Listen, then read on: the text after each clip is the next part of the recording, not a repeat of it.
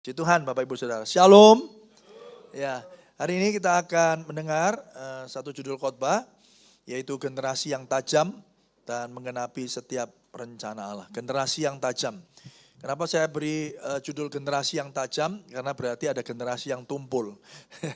Gampangannya gitu Saudara ya. Tapi kita mau belajar bagaimana menjadi generasi yang tajam, yang peka akan suara Tuhan. Sehingga generasi kita adalah generasi yang menggenapi setiap rencana Allah. Dan itulah yang harusnya menjadi sebuah kerinduan kita bersama sebagai orang-orang Kristen, orang-orang percaya yang menjadi pengikut Kristus. Yang percaya katakan amin. Nah, kita baca di dalam Mazmur pasal yang ke-127. Cuman 5 ayat, saudara, kita baca sama-sama dengan suara lantang, Bapak Ibu Saudara. Mazmur 127, ya. Kita baca ya, yang siap katakan amin. Ya. Berkat Tuhan pangkal selamat, ayat pertama, 1, 2, 3. Nyanyian Syarah Salomo. Jikalau bukan Tuhan yang membangun rumah, sia-sialah usaha orang yang membangunnya. Jikalau bukan Tuhan yang mengawal kota, sia-sialah pengawal berjaga-jaga. Sia-sialah kamu bangun pagi-pagi dan duduk-duduk sampai jauh malam dan makan roti yang diperoleh dengan susah payah. Sebab ia memberikannya kepada yang dicintainya pada waktu tidur. 3. Sesungguhnya anak-anak lelaki adalah milik pusaka daripada Tuhan. Dan buah kandungan adalah suatu upah. 4. Seperti anak-anak panah di tangan pahlawan, demikianlah anak-anak pada masa muda. Berbahagialah orang yang telah membuat penuh tabung panahnya dengan semuanya itu. Ia tidak akan mendapat malu apabila ia berbicara dengan musuh-musuh di pintu gerbang. Yang percaya katakan amin. Bapak Ibu Saudara yang dikasihi Tuhan, ini perikopnya bicara tentang nyanyian Syarah Salomo. Ya, yaitu berkat Tuhan pangkal selamat. Nah, nyanyian Syarah Salomo ini juga menggambarkan ya kondisi keadaan para penduduk ketika itu, di mana pada waktu itu belum ada revolusi industri, jadi ada begitu banyak orang yang menggantungkan hidupnya dari hasil pertanian, ya. Maka dari itu nanti kita akan lihat hubungannya, ya, relasinya, ya, konteksnya, kenapa ayat ini berbicara seperti yang kita baca barusan. Nah, Bapak Ibu Saudara, itu yang saya mau sampaikan dulu. Jadi konteksnya, lihat, kita harus belajar konteksnya, belajar bahwa pada waktu itu orang hidup itu melalui apa? Ya, apakah sudah masih bercocok tanam, bertani, ada ladang, saudara, mungkin beternak, ya, tapi pasti belum ada Indomaret dan Alfamart, ya, jadi nggak ada jual beli begitu, saudara, ya. Nah, oleh karena itu kita harus paham konteksnya. Nah, poin yang kedua, secara umum yang mau saya sampaikan adalah sebagai berikut, Bapak Ibu Saudara, bahwa peradaban atau keberlanjutan sebuah peradaban, ya, itu selalu bergantung dari regenerasi peradaban tersebut. Ya, dari satu generasi kepada generasi yang lain. Sekali lagi saya ulangi, keberlanjutan peradaban itu akan bergantung kepada proses regenerasi yang terjadi pada generasi tersebut. Jadi kalau nggak ada proses regenerasi, ya habis, selesai. Makanya kenapa Alkitab dari awal, bahkan di Ulangan pasal yang ke-6 dikatakan, ya didiklah, ajarlah, ya supaya apa? Supaya Allah Abraham itu tidak cuma sampai di Abraham, tapi juga Allahnya Ishak, Allahnya Yakub, dan Allahnya bangsa-bangsa. Jadi keberlanjutan peradaban itu selalu ya mengalami proses yang namanya regenerasi. Ini tidak hanya bicara secara eksklusif bagi gereja saja, tapi ini juga ada pada keluarga-keluarga. Kalau saudara kita itu tidak beranak pinak atau tidak memenuhi bumi ini dengan anak dan cucu, maka kita akan berhenti pada satu generasi saja, betul? Itu yang pertama. Yang kedua, kalau keluarga ini tidak melanjutkan atau tidak secara intensional, tidak secara sengaja, saudara, menanamkan nilai-nilai yang dipercaya itu baik dalam keluarga tersebut, maka nilai-nilai yang dipercayai generasi pertama pasti tidak akan dilanjutkan atau tidak dihidupi oleh generasi berikutnya. Yang percaya katakan amin, saudara. Jadi kalau kita belajar, misalnya kita dulu belajar tanggung jawab dari papa kita. Kita belajar tentang apa? Tentang bermurah hati dari mama kita. Ya, kita tuh harus banyak menolong. Kita ini harus bermurah hati. Kita belajar untuk tetap rendah hati. Itu belajar dari papa kita, dari kakek kita. Kalau itu tidak kita ajarkan kepada anak cucu kita, maka itu akan berhenti pada kita. Dan jangan heran kalau generasi berikutnya menjadi generasi yang bahkan bisa jadi menjadi generasi yang lebih buruk daripada generasi kita. Makanya hari ini Bapak Ibu Saudara, kalau saudara mendengar, bahkan penelitian banyak ditampilkan di media sosial, ya bahkan hari ini banyak dikenal atau angkatan yang hari-hari ini anak muda itu dikenal sebagai generasi yang strawberry. Pernah mendengar istilah ini? Ya, bukan apel tapi strawberry. Kenapa strawberry? Bukan karena yang mengatakan ini suka makan buah strawberry, saudara. Tapi strawberry itu menggambarkan generasi ini generasi yang lembek, saudara. Generasi yang gampang menyerah, betul ya? Generasi yang apa lagi, saudara? Apalagi? Kira-kira generasi strawberry itu menggambarkan apa? Kecut, bukan ya? Generasi kalau stroberinya manis ya manis, saudara ya. Tapi itu menggambarkan apa? Generasi yang gampang menyerah, yang mudah menyerah, yang nggak tahan akan tantangan, nggak tahan akan masalah. Ya, sekali ditegur sama atasan aja langsung merasa mental health-nya terganggu, ya. Langsung besoknya resign, ya. Ya, saudara ya. Ya, kita sering mendengar itu sebagai sebuah bahan bercandaan dan seterusnya. Tapi banyak artikel-artikel yang menulis, ya, menyatakan apa tuh concernnya, kepeduliannya, ya kesedihannya. Bagaimana bisa hari-hari ini generasi ini menjadi generasi strawberry? Tapi saya mau katakan Bapak Ibu Saudara, bahwa kalau hari ini kita bisa mengenal yang namanya generasi yang strawberry, generasi yang lembek, generasi yang putus asa, saya mau katakan itu tidak lepas dari kesalahan generasi-generasi sebelumnya. Yang percaya katakan amin. Karena bisa jadi Bapak Ibu Saudara, kita mengajarkan nilai-nilai yang keliru kepada generasi yang ada di bawah kita. Jadi kita nggak bisa lepas tangan, kita nggak bisa cuci tangan. Bahwa ini semua karena salah mereka sendiri.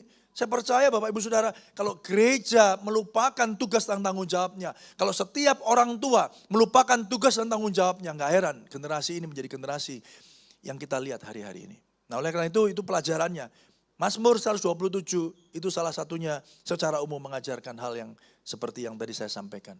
Kita harus ikut bertanggung jawab tentang lahirnya generasi yang ada di depan kita. Ya, kita harus bertanggung jawab. Saya lihat di sini Bapak Ibu ada beberapa orang tua muda. Saya percaya Bapak Ibu Saudara adalah tanggung jawab saudara untuk mendidik dan mengajarkan nilai-nilai ya yang baik, yang benar kepada anak cucu kita. Nah, secara khusus kita mau belajar ada 3 hal. Ya, 3 hal pada hari ini. Yang pertama, dari Mazmur 127 kita belajar bahwa dasar dari usaha kita adalah ketergantungan penuh akan Tuhan. Ingat, tadi saya di awal ngomong begini ya, bahwa keberlanjutan peradaban itu ditentukan dari regenerasi. Tidak ada regenerasi, tidak ada peradaban. Selesai, berhenti. Atau kalau regenerasinya keliru, didikannya keliru, nggak heran kita melihat anak-anak yang hari ini ada, ya hari ini ada di depan kita, ya mereka generasi yang instan, maunya cepat, maunya enak, saudara ya. Itu karena apa? Bisa jadi karena kita yang memberikan kesempatan atau kita yang mendidik mereka seperti itu, yang membuat mereka seperti itu. Mungkin generasi yang sebelumnya berkata, dulu aku soro hidupnya, aku nggak mau anakku seperti aku dulu. Jadi sekarang saya sudah punya semuanya, saya sudah enak. Wah, semua apa yang anakku butuhkan, aku berikan. Dan itu akhirnya mengakibatkan kita memanjakan generasi ini dan akhirnya generasi ini menjadi seperti yang sekarang. Ya, jadi ini tanggung jawab bersama. Nah, poin yang pertama yang saya mau sampaikan adalah dasar dari usaha kita adalah ketergantungan penuh akan Tuhan. Ayo kita baca dulu saudara. Ayatnya. 127 ayat yang pertama, nyanyian Syara Salomo. Jikalau bukan Tuhan yang membangun rumah, sia-sialah usaha orang yang membangunnya. Jikalau bukan Tuhan yang mengawal kota, sia-sialah pengawal berjaga-jaga. Sia-sialah kamu bangun pagi-pagi dan duduk-duduk sampai jauh malam dan makan roti yang diperoleh dengan susah payah. Sebab apa? Ia memberikannya kepada yang dicintainya pada waktu apa? Tidur. Ada paradoks ya. Kita bahas dulu ayat yang pertama. Di sana dikatakan jika kalau bukan Tuhan yang bangun rumah, sia-sia kamu membangunnya. Berarti saudara baca ayat ini gimana? Loh kalau gitu, ya gak usah bangun rumah Pak. Ya kan Tuhan aja, biar Tuhan yang bangun rumah. Enggak saudara. Firman Tuhan ini gak ngomong begitu. Firman Tuhan ngomong begini, bahwa yes kamu harus tetap bekerja, kita harus tetap bangun rumah, kita harus tetap mengawal kota, Tetapi lepas daripada semuanya itu, kita harus mengandalkan Tuhan. Yang percaya katakan amin. Bukan berarti mengandalkan Tuhan itu lalu saudara tidak mengerjakan apa-apa. Tapi juga bukan berarti saudara melakukan, saudara bekerja keras, saudara berusaha, dan engkau mengandalkan kekuatanmu sendiri. Itu juga tidak yang dimaksud dengan ayat ini. Tapi sebaliknya kita bekerja keras, kita mengawal kota, saudara. Kita bangun pagi-pagi, duduk sampai jauh malam. Tapi di saat yang sama kita mau mengandalkan Tuhan, Raja di atas segala raja, pencipta langit dan bumi. Karena kita mau memberi pesan bahwa tanpa Tuhan kita tidak bisa lakukan apa yang kita lakukan. Yang percaya, ayo beri tepuk tangan yang meriah bagi Tuhan kita. Amin. Yes. Jadi hari ini Bapak Ibu Saudara harus mengerti. Ya, teologi kekristenan, ya, kepercayaan Kristen akan pekerjaan. Semua orang Kristen harus bekerja, yang percaya katakan amin. Karena apa? Sesuai dengan penciptaan. Ketika langit dan bumi dan segala isinya diciptakan, apa yang terjadi saudara? Firman Tuhan katakan beranak cuculah, penuhilah bumi, kuasailah bumi, bekerjalah, usahakanlah. Betul gak Bapak Ibu? Itu sebelum manusia jatuh di dalam dosa. Jadi waktu Adam dan Hawa di Taman Eden sekalipun, Bapak Ibu Saudara, pekerjaan itu menjadi bagian dari penciptaan. Bagian dari penciptaan yang mulia yang diciptakan Allah bagi manusia untuk menikmati karya ciptaan Tuhan. Yang percaya katakan amin saudara. Jadi bekerja itu harus menjadi sesuatu yang menyenangkan bagi saudara. Dan bekerja Bapak Ibu Saudara adalah untuk apa? Untuk menikmati setiap berkat dan karya Tuhan dalam hidup saudara. Itu awalnya pekerjaan itu seperti itu. Tapi karena dosa, manusia jatuh dalam dosa, akhirnya apa? Pekerjaan jadi Tuhan. Pekerjaan itu jadi Tuhan, saudara. Kesuksesan itu jadi tujuan hidup kita. Karena dosa, kita lihat uang itu segala-galanya. Bahkan kalau kita menasihati anak kita pun, kita ngomong sama mereka, kamu kalau sekolah, cari sekolah yang nanti kamu bisa cepat kerja dan dapat uang banyak. Ataupun kalau kamu sekolah, ya nggak usah sekolah tinggi-tinggi, yang penting kamu cari calon yang kaya raya, 7 turunan, ya warisannya nggak habis. Saudara, itu membuktikan apa? Bahwa ternyata nasihat-nasihat kita adalah nasihat akibat dari kejatuhan manusia dari dosa, yang apa? Yang membuat pekerjaan itu yang harusnya mulia, pekerjaan yang harusnya menjadi wadah, sarana untuk kita mengucap syukur dan menikmati berkat Tuhan menjadi apa? Pekerjaan menjadi segala-galanya bagi kita. Makanya hari ini Bapak Ibu Saudara, banyak orang bahkan bisa jadi kita sebagai orang Kristen ya mengukur kesuksesan dari berapa banyak uang yang saudara miliki, dari berapa banyak harta yang saudara kumpulkan. Makanya sekarang kalau cari calon mantu juga pakai istilah pepatah Jawa dikatakan cari bibit, bebet, dan bobot. Abot ora simpenane, begitu saudara. Bukan bicara tentang karakternya, tetapi tentang berapa uangnya. Lalu kita ngomong gini, ya karena segala sesuatu itu butuh uang. Saya setuju, segala sesuatu butuh uang, tapi uang bukan segala-galanya. Yang percaya katakan amin. Saudara agak ragu menjawabnya. Iya Pak, tagihan air bulan harus dibayar ya Pak. Yes, saya juga punya tagihan yang harus dibayar saudara. Tapi mari kita melihat dari sudut pandang Tuhan. Bahwa sesungguhnya dari awal saudara, pekerjaan itu bukan menjadi tujuan orang hidup. Pekerjaan diciptakan Tuhan untuk apa? Untuk Adam dapat menikmati. Pekerjaan Adam waktu itu apa? Salah satunya adalah memberi nama para binatang itu, para tumbuhan itu. Dia menikmati pekerjaannya. Dan ketika dia bekerja, dia sesungguhnya sedang mempermuliakan Tuhan. Dia lihat gajah, kamu kok gede. Luar biasa, lu hidungmu kok panjang gini ya. Dia selalu mengagumi ya yang menciptakan binatang-binatang itu. Jadi itu awal mula pekerjaan saudara. Jadi hari ini Bapak Ibu Saudara-saudara yang sudah ditebus dengan darah Yesus. kita juga harus menebus cara kerja kita, cara hidup kita. Yang percaya katakan amin. Dulu mungkin saudara hidup untuk cari kerja, untuk cari uang, untuk cari sukses. Sekarang setelah saudara ditebus dengan darah Yesus, pekerjaan harus menjadi alat untuk memuliakan Tuhan. Saudara harus bekerja sedemikian rupa, rajin, kerja keras, tapi bukan semata-mata menjadikannya sebagai tujuan, tapi alat untuk mempermuliakan Tuhan. Ayo beri tepuk tangan yang meriah bagi Tuhan kita. Amin. Jadi boleh kaya enggak? Boleh. Boleh sukses enggak? Boleh. Sukses menurut ukuran dunia, buka cabang di mana-mana. Kayak Cafe Tomorrow, Kopi Tomorrow. Ya ini, nanti ini online ya. Saya enggak di endorse ya. Ya buka cabang di mana-mana, saudara. It's okay. Tapi pola pikir kita bukan untuk cari cuan sebanyak-banyaknya, untuk kekayaan kita sendiri. Tapi melalui pekerjaan kita, nama Tuhan ditinggikan. Yang percaya katakan amin. Nah saudara yang dikasih Tuhan, ayo kita lihat apa yang dikatakan oleh A.W. Tozer. Tozer ngomong begini saudara. Semakin aku mengandalkan Tuhan, semakin berkurang aku mengandalkan diriku sendiri. Jika kita benar-benar rindu memikul salib, kita harus menyingkirkan rasa mengandalkan diri sendiri dan hanya percaya kepada Tuhan. Yang percaya katakan amin. Bahasa Inggrisnya lebih enak saudara. The more my trust rests in God, the less I trust myself. Ya. Semakin besar kepercayaanku kepada Tuhan, semakin besar aku memasrahkan percayaku kepada Tuhan. Ya, semakin berkurang kepercayaan kepada diriku sendiri. Artinya gini, semakin aku mengandalkan Tuhan, semakin aku tidak mengandalkan diri sendiri. Yang percaya katakan amin. Itu yang namanya rest. Itu yang namanya tidur tadi. Kan paradok ya sepertinya ya. Tadinya suruh bekerja, suruh mengawal kota. Tapi Tuhan ngomong gini, karena Tuhan memberkati yang dikasihnya pada waktu apa? Tidur. Loh kok bisa? Katanya suruh kerja. Kok disuruh tidur? Apa tidur sambil kerja? Atau kerja sambil tidur saudara? Tidak begitu. Istilah tidur di sana dikatakan begini, pasrah. Kita bekerja begitu keras, tapi di saat yang sama kita tahu bahwa Tuhan yang memberi kekuatan kepada kita. Yang percaya katakan amin. Mari beri tepuk tangan yang meriah bagi Tuhan kita.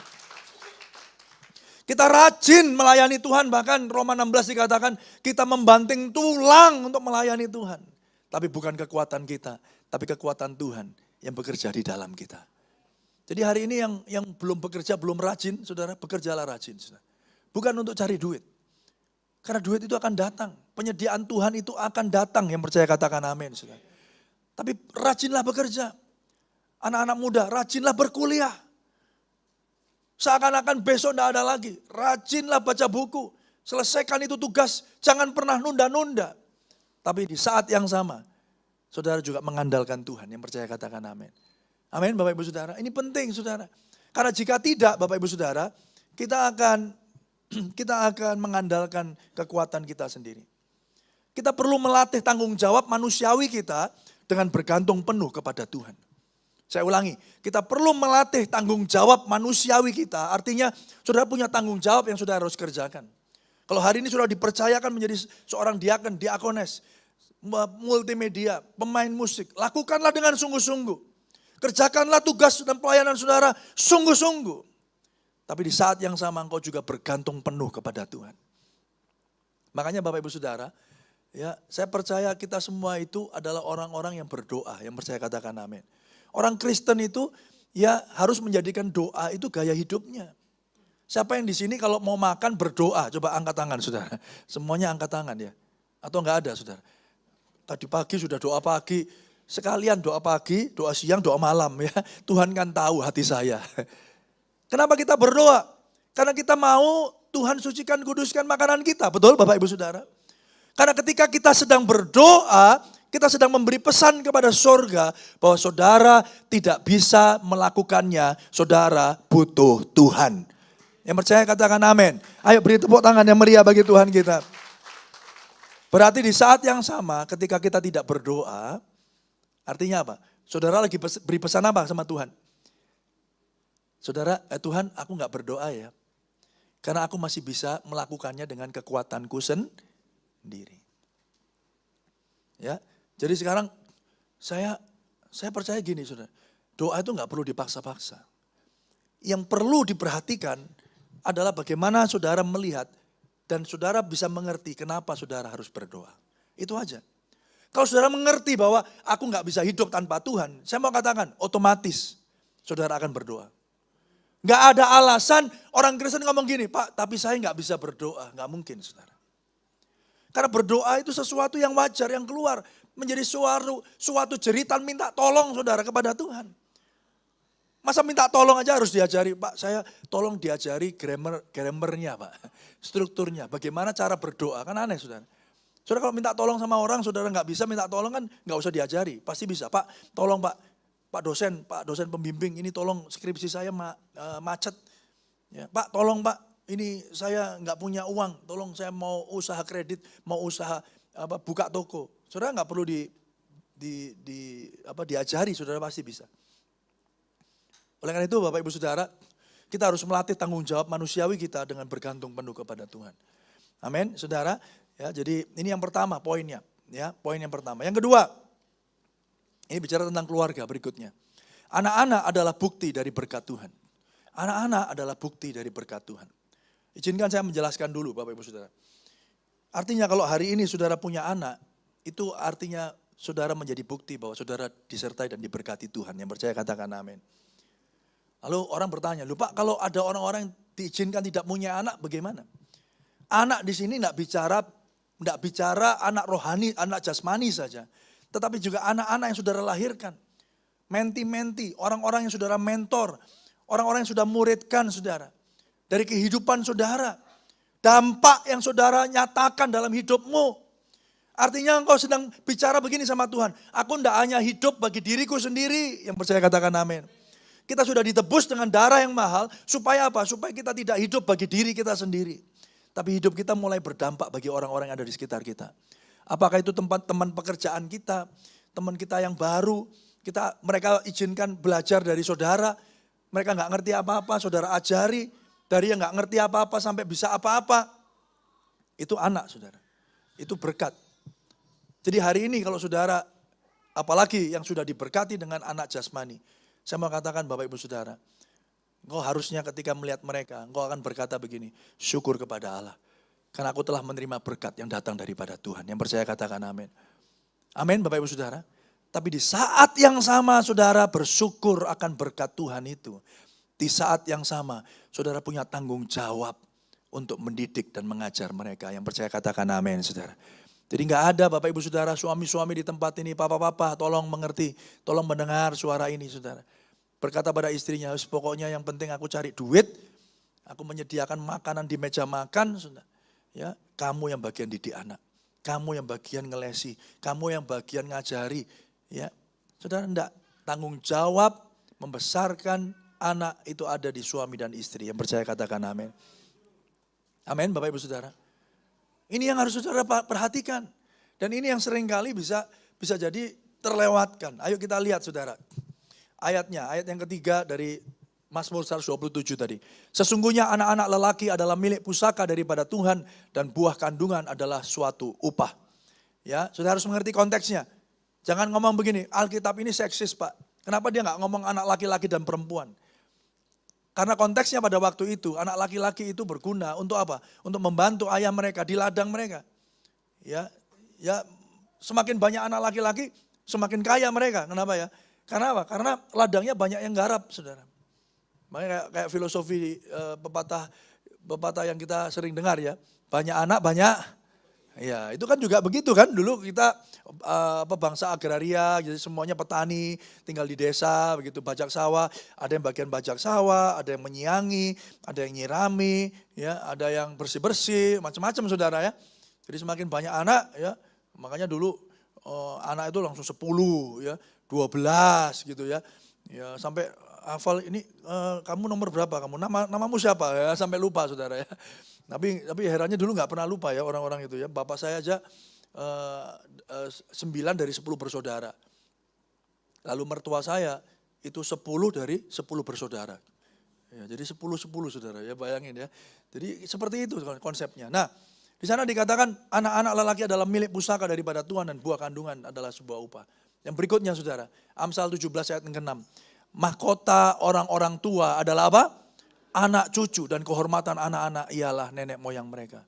Jadi orang tua, bapak ibu yang dikasih Tuhan, saudara sedang memakai mahkota hari ini. Pertanyaannya, mahkotamu seperti apa? Mahkota yang bersinar terang, atau mohon maaf, mahkota yang buluan saudara. Kenapa? Karena mahkota orang tua adalah anak cucu.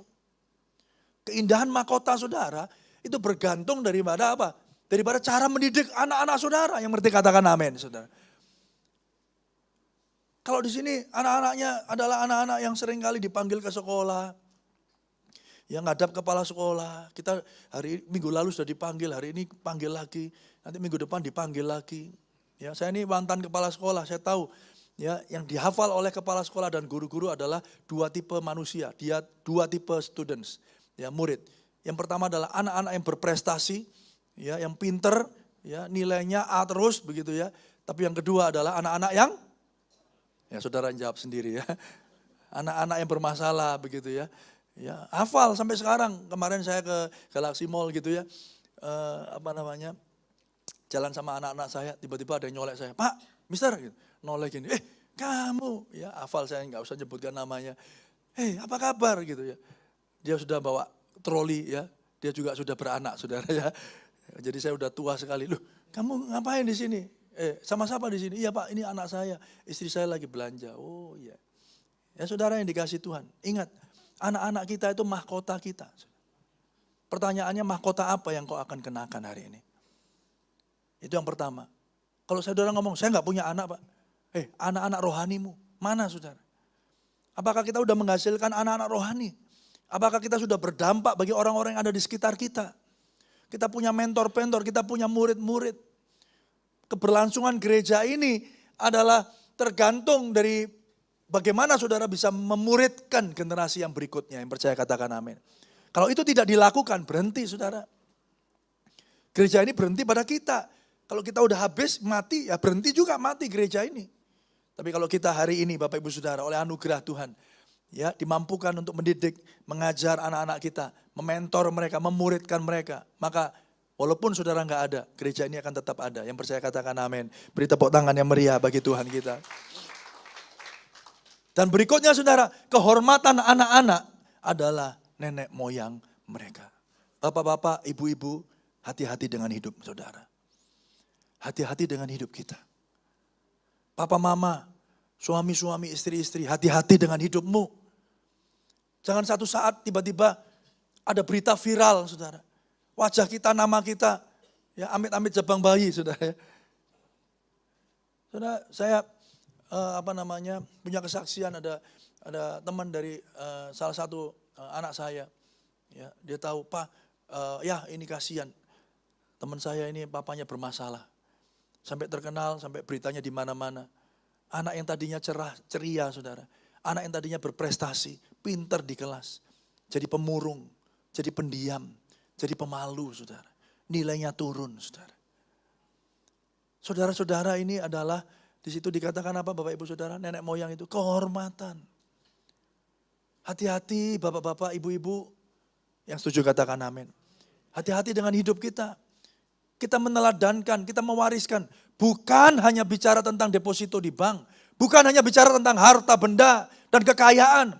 Tetapi nama baik, kehormatan. Saudara adalah kehormatan bagi cucumu, bagi anak-anakmu.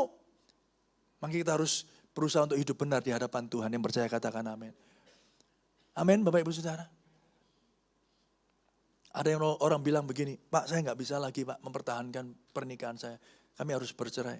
Saya mau katakan yang menjadi korban dari perceraian adalah pasti anak-anaknya. Yang percaya katakan amin. Mungkin anakmu baik hari ini. Dia baik kok Pak. Dia bisa menerima dengan baik. Saya mau katakan anak itu bisa mungkin merepress, menekan perasaannya. Beberapa psikolog berkata ada pengalaman-pengalaman yang pahit, yang tidak mau diingat. Itu tiba-tiba dia lupa aja. Tapi itu akan muncul ketika nanti dia dewasa. Saudara, banyak orang-orang hari-hari ini, saudara egois. Memikirkan dirinya sendiri, aku gak kuat lagi. Dan mengorbankan anak cucu mereka. Ingat Bapak Ibu Saudara, nama baik saudara adalah kehormatan bagi anak cucu kita. Yang percaya katakan amin. Jaga itu baik-baik. Saudara yang dikasih Tuhan, berikutnya yuk kita lihat. Matius 3 ayat 17 dikatakan demikian. Lalu terdengarlah suara dari sorga yang mengatakan, inilah anakku yang kukasihi, kepadanya lah aku berkenan. Allah Tritunggal meneladankan kepada kita penerimaan yang begitu rupa. Allah Bapa menerima anak, anak mempermuliakan Roh Kudus mempermuliakan anak. Saudara, surga meneladankan kepada kita satu contoh yang baik. Bapak Ibu Saudara, di situ dikatakan, ya inilah anakku yang kukasihi, kepadanya lah aku berkenan. Saudara, sesungguhnya seperti inilah harusnya terjadi dalam keluarga kita. Saudara yang dikasihi Tuhan, yang terakhir yang saya mau sampaikan hari ini adalah, pemuritan adalah wujud tanggung jawab kita menghasilkan generasi yang tajam untuk mengenapi rencana Allah. Proses pemuritan itu adalah bentuk dari tanggung jawab kita menghasilkan generasi yang tajam. Bagaimana saudara bisa memiliki generasi yang tajam kalau kita nggak mau disiplin dan komitmen dalam proses pemuritan. Kalau kita sendiri nggak dimuridkan Bapak Ibu Saudara, bagaimana kita bisa memuridkan generasi yang akan datang? Jangan heran Bapak Ibu Saudara, ayo kita lihat ya. Setiap anak-anak panah di tangan pahlawan, demikianlah anak-anak panah pada masa muda. Berbahagialah orang yang telah membuat penuh tabung panahnya dengan semuanya itu. Ia tidak akan mendapat malu apabila ia berbicara dengan musuh-musuh di pintu gerbang. Saudara, yang dipakai itu contoh anak pahlawan, anak panah di tangan para pahlawan. Saudara tahu, buat anak panah itu nggak gampang, diproses supaya lurus, supaya seimbang, tajam. Supaya ketika dilesakkan itu anak panah saudara, itu enggak bosong anak panahnya. Saudara tahu bosong saudara? Ya, enggak melesat jauh, tapi gini, udah letoy, lemes saudara ya. Bahkan musuhnya itu enggak kesakitan, enggak mati, tapi keri. Geli saudara ya, cuman gini doang ya. Saudara, tapi kita mempersiapkan anak panah sedemikian rupa. Supaya anak panah itu tajam, supaya anak panah kita itu lurus. Demikianlah orang tua harus mendidik dan mengajar anak-anak kita yang percaya katakan amin. Halo? Saudara, kalau saudara menyadari pentingnya ini, saudara, masakan kita perlu membaca berita-berita tragis yang ada di luar sana. Barulah kita menyadari pentingnya hal ini. Saya harap tidak. Saya harap tidak. Kita harus sadar betul, Alkitab sudah mengajarkan. Pemuritan adalah wujud tanggung jawab kita menghasilkan generasi yang tajam. Saudara, saya punya anak udah besar yang umur pertama udah 18 tahun, saudara. Baru lulus SMA. Ya, saya selalu berdoa kepada Tuhan, mendoakan mereka. Ya, saya katakan sama mereka, aku berdoa supaya kamu dapat teman yang baik, pergaulan yang sehat. Saudara, penting hari-hari ini Bapak Ibu Saudara. Sangat penting. Saudara, dan saya bersyukur Bapak Ibu Saudara, saya bukan orang tua yang sempurna, saya bukan ayah yang sempurna. Ya, tapi saya berdoa buat anak-anak saya supaya mereka punya pergaulan, punya teman-teman yang sehat. Ya, saya ngomong sama mereka, sama anak saya yang pertama, ya jangan pacaran dulu lah. Di Alkitab itu nggak ada kata pacaran, yang ada itu tunangan, betrothed. Kalaupun pakai istilah ada pacaran, saudara, pacaran untuk menikah. Ingat yang jomblo-jomblo di sini. Ya, kalau saudara sudah mulai tertarik lawan jenis, ya doakan. Ya, dan tujuannya adalah untuk menikah. Langsung kontak. Ya, ini Pak Chandra, Pak Yohanes, saya mau ikut premarital class. Ya, tunjukkan keseriusanmu. Ini cowok-cowok ini. Loh, Pak, saya baru nembak 1 bulan yang lalu. Masa lalu daftar pranikah, Pak? Loh, itu menunjukkan kamu gentleman. Bahwa kamu akan menikahi dia. Wah, kalau saya punya seperti itu, wah saya langsung jadikan mantu, saudara. Iya, jangan dibuat mainan. Ya, haleluya. Itu anak yang perempuan-perempuan itu, amin gitu ya, saudara. Ya, makanya anak saya ajarin, ya, jangan gampang, saudara. Ya, jangan terbuai dengan gombalan. Wah, iya, soalnya bapaknya dulu gombal, saudara ya. Apa akibatnya, saudara? Anak saya itu konselingin teman-temannya. Soalnya teman-temannya udah mulai pacaran. Wah, aku bucin. Ah, itu jahat, itu selingkuh dari aku gini. Lama-lama circle-nya dia, saudara. Anak saya ini, teman-temannya, semuanya mutusin pacarnya semua. Sekarang gini, iya enak gini. Wah, single. Iya. Ya, single but available, ya kan? High quality jomblo, kan gitu Saudara. Ya, diperebutkan. Wah, ini hebat, ini pinter. Udah terlalu remeh-temeh kalau cuman ributnya. Alah, kamu kemana aja? Waktu kita terlalu berharga anak-anak muda untuk ngintili pacar kita di mana aja. Ya.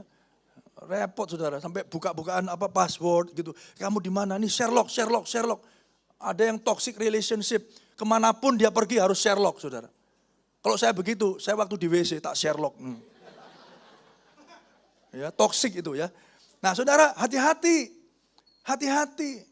Ya, saya sharing begini Bapak Ibu Saudara. Ya bukan berarti kami tidak ada dalam pergumulan. Kami ada dalam pergumulan. Ya selalu saya doakan terus. Ayo gitu. Berteman yang banyak. Kemarin baru pergi dari Bromo 10 orang. Ya, enggak apa-apa, berteman banyak-banyak. Ya, tapi saya minta yang jasanya itu ya jemaat kita ya Pak Hari itu ya. Sekaligus laporan mata-mata ya. Haleluya. Namanya Bapak kan harus pinter Saudara ya. Ya, tapi aman Saudara. Kita percaya kita mengandalkan Tuhan. Amin Saudara. Ya. Kenapa saya ngomong begini? Gereja harus menjadi wadah di mana pemuritan terjadi. Orang tua dimuridkan untuk memuridkan anak-anak mereka. Karena apa Bapak Ibu? Karena jika bukan kita yang muridkan, maka siapa yang muridkan? Dunia. Coba lihat itu, akun Instagram, akun TikToknya anak putra-putri Bapak Ibu. Dan jangan-jangan akun TikToknya saudara-saudara sekalian. Contoh paling nyata apa? Kalau tangan kita udah biasa gini. Nah ini, tahu gini, apa ini? Kayak pura-pura nggak ngerti aja Saudara ya. Ini loh, scroll ini loh. Wah, ini bukan untuk ngupil, bukan ya Saudara ya. Kalau tangan kita udah biasa begini, bahkan ada yang katanya itu sambil tidur tangannya gini-gini Saudara ya. Ngelindur Saudara. Kenapa? Ini loh, scrolling ini loh. Scrolling ini loh, TikTok ini. Makanya fokusnya anak-anak kita itu sekarang Saudara sangat minim. Kenapa? Karena scrolling terus. Ya, TikTok itu kan cuma 8 detikan. Berita baru lagi. Bahkan sekarang anak-anak kita kemana-mana harus pakai handphone. Ke WC pun pakai handphone. Bapak Ibu Saudara juga mungkin begitu ya. Ya, nggak ada yang ngaku. Saya pun juga kadang-kadang gitu, ini kayak aku kok melekat sama handphone ya. Handphone saya taruh, saya matikan. Saudara yang dikasih Tuhan, hati-hati. Kalau bukan kita yang muridkan, dunia yang akan muridkan mereka. Dunia akan muridkan mereka. Dari mana? Dari TikTok, dari Instagram, dari YouTube, dari channel-channel itu. Saudara, dari sosial media kita nggak pernah tahu. Dan saudara nggak akan pernah punya kuasa 24 jam, ya, seminggu, 7 hari, nggak bisa saudara. Maka dari itu kita harus memuridkan mereka. Maka dari itu Bapak Ibu Saudara, itu kayaknya berat banget ya. Saya mau katakan kita nggak bisa melakukannya sendirian. Kita tidak mampu melakukannya sendirian. Kita butuh anugerah Kristus yang memampukan kita untuk mendidik generasi. Yang percaya katakan amin. Anak saya sudah lulus, Saudara, SMA, habis ini kuliah. Saya nggak akan pernah bisa menemani dia 24 jam. Walaupun kalau mau mungkin saya kasih radar gitu ya, saya bisa tahu, walaupun saya bisa tahu handphonenya di mana, dia ada di mana, tapi terbatas buat saya. Saya bukan ayah yang baik, saya bukan suami dan ayah yang sempurna. Mereka tahu itu. Oleh karena itu hari ini biarkan anak-anakmu juga paham bahwa papa mamanya membutuhkan Tuhan. Yang percaya katakan amin. Itu warisan yang terbaik yang saudara bisa berikan kepada anak-anak Bapak Ibu Saudara. Tunjukkan ketika saudara sedang berlutut di hadapan Tuhan dan berdoa, Tuhan aku gak mampu. Kami gak mampu Tuhan. Perlihatkan kepada anak-anakmu ketika engkau memakai lututmu untuk berdoa kepada Tuhan, mengandalkan Tuhan. Yang berarti apa? Engkau sedang memberi pesan kepada anak-anakmu bahwa kalau ayah, mamanya, papanya, papi, maminya mengandalkan Tuhan, aku juga harus mengandalkan Tuhan yang sama. Mari beri tepuk tangan yang meriah bagi Tuhan kita. Amin. Anak saya baru lulus SMA. Yang paling, ini anak saya 3 ya, Bapak Ibu bukan 4 ya. Kalau saya ngomong gini istri saya GR sudah. Tapi saya tadi puji juga di depan dia ya. Karena banyak orang bilang, ini adik kakak semua ya gitu ya. Senang ya kalau istri dipuji gitu saudara. Ya, makanya suami-suami harus belajar muji istri ya. Yang tulus tapi ya, jangan digombalin ya. Nah saudara, anak yang pertama ini baru lulus. Dan oleh anugerah Tuhan kemarin waktu tanggal 7 Juli ya pengumuman dia kasih tahu ke kami bahwa nilainya itu yang paling tinggi di seluruh sekolah, saudara. Dia ranking pertama dari seluruh sekolah yang lulus. Ya, saya percaya itu semua karena Tuhan. Amin. Kita beri tepuk tangan bagi Tuhan kita. Itu menunjukkan bahwa gini, kalau dia pinter pasti bukan dari bapaknya. Mungkin dari ibunya, tapi yang jelas itu datang dari Tuhan. Yang percaya katakan amin, saudara. Ya, jadi kita butuh anugerah untuk memampukan kita mendidik generasi. Pada akhirnya kita mau belajar, saudara. Kalau tadi dikatakan pahlawan itu memenuhkan tabung panahnya dengan anak panah. Supaya dia tidak mendapatkan malu. Tapi yang terjadi di atas kayu salib, Allah mengosongkan tabung panahnya. Bahkan tabung panahnya yang tinggal satu anak panah itu, saudara. Dipakainya. Anak panah itu dihancurkannya. Supaya saudara dan saya yang gak bisa jadi orang tua yang baik, dimampukan Tuhan jadi teladan yang baik bagi anak-anak kita. Yesus mati di atas kayu salib untuk mengenapi rencana Bapaknya. Supaya saudara dan saya dimampukan untuk menjadi anak-anak Allah yang melakukan misi Allah di dunia. Yang percaya katakan amin. Bapak Ibu Saudara, kalau saudara hari-hari ini belum punya murid, mari jadi murid terlebih dahulu dan mulai memuridkan yang lain. Anak-anak di tempat, anak-anak di Alkitab yang tadi kita baca tidak hanya bicara tentang anak-anak jasmani saja. Tapi anak-anak rohani yang dihasilkan. Anak-anak rohani yang dilahirkan. Oleh karena itu hari ini mari Bapak Ibu Saudara bersyukur di hadapan Tuhan. Untuk berkat anak-anak yang Tuhan percayakan dalam kehidupan saudara. Ketaatan Kristus sebagai anak untuk mengenapi rencana Bapaknya. Memampukan kita untuk menjadi anak-anak Allah yang melakukan misi Allah di dunia. Let us pray, mari kita berdoa.